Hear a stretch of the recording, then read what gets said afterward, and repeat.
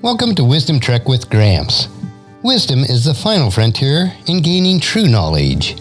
Our mission is to create a legacy of wisdom, to seek out discernment and insights, to boldly grow where few have chosen to grow before.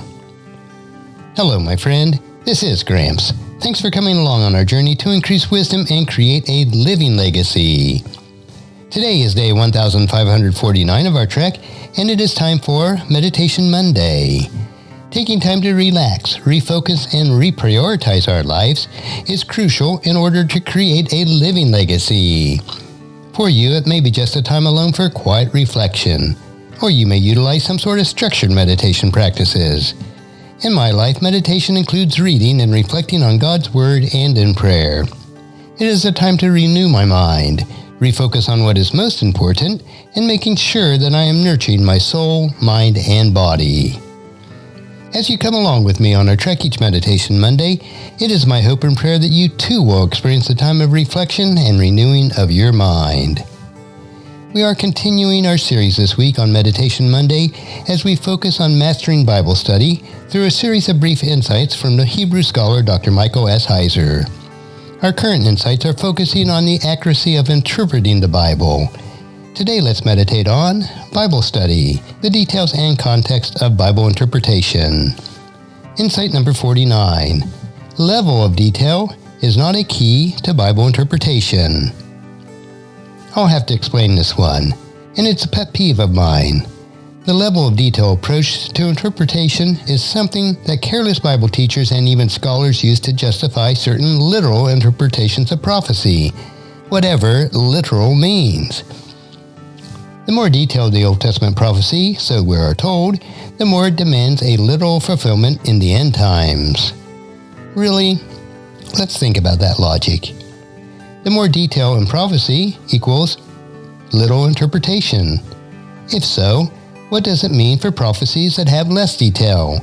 Should we presume the fulfillment is non-literal? The truth is that the amount of words or the length of the prophecy is no indication on how it should be interpreted.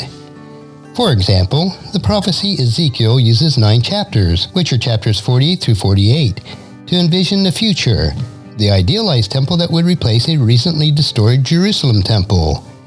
The densely detailed description is often used to justify the interpretation that the visions requires literal fulfillment.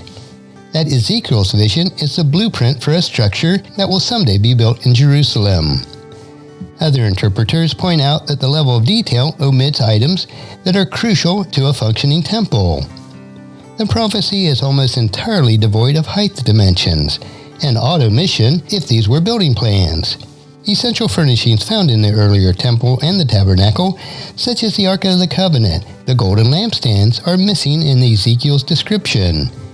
There are no lavers for the priests to wash themselves. There is no wall around the inner court and no roof on any part of the envisioned temple, which are both essential to preserve the sanctity of a sacred space.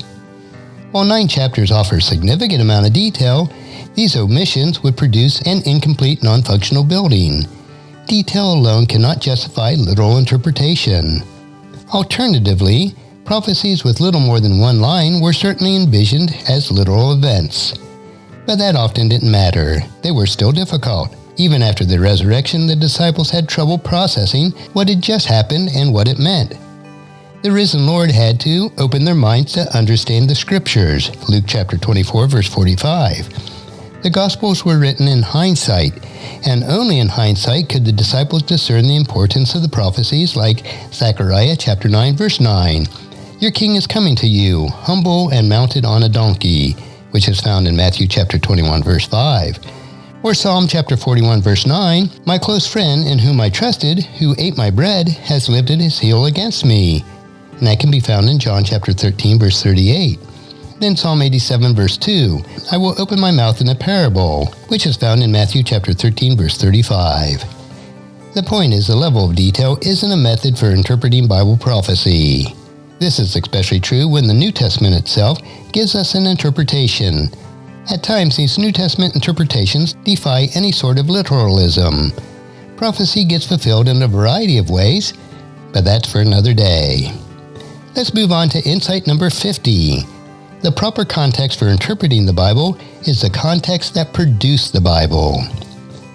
We often hear the mantra, interpret the Bible in context, but what that means can easily be misunderstood.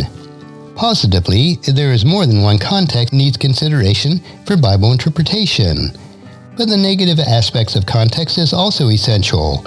By negative, I mean interpreting the Bible through the lens and context alien to the biblical writers. Biblical theology must derive from biblical text. That makes getting the whole context seen right. The context for correctly understanding the Bible is not the early church fathers, the writers like Augustine, Irenaeus, or Tertullian. It's not the Catholic Church, despite the brilliance of the theologians like Aquinas. It is not the Reformation thought, the works of Luther, Calvin, and Zwingli. It is not the Puritans, the Wesley brothers, or the famous Princeton theologians like Warfield, Machen, and Wilson. It is not evangelicalism. The proper context for interpreting the Bible is the context that produced it.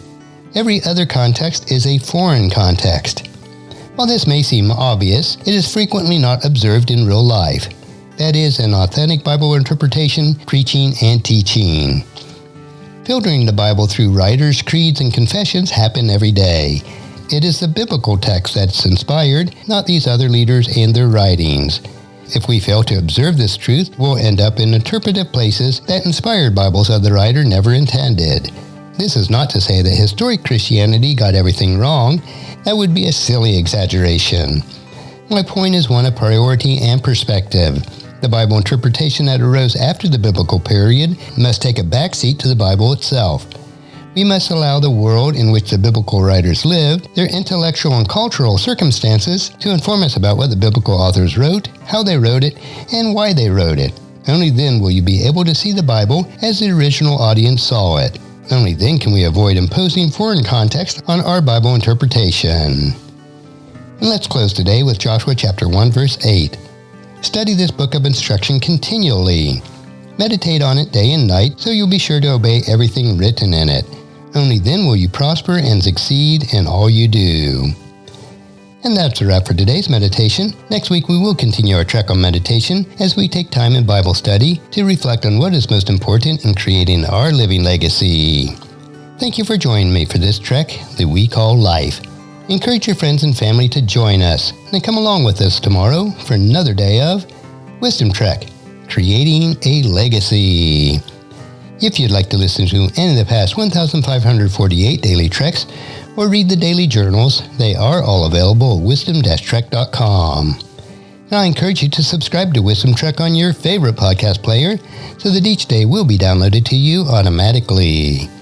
And thank you so much for allowing me to be your guide, your mentor. But most importantly, I am your friend as I serve you through the Wisdom Trek podcast and journal each day. As we take this trek of life together, let us always live abundantly, love unconditionally, listen intentionally, learn continuously, lend to others generously, lead with integrity, and leave a living legacy each day. I am Guthrie Chamberlain, reminding you to keep moving forward, enjoy your journey, and create a great day every day. See you tomorrow.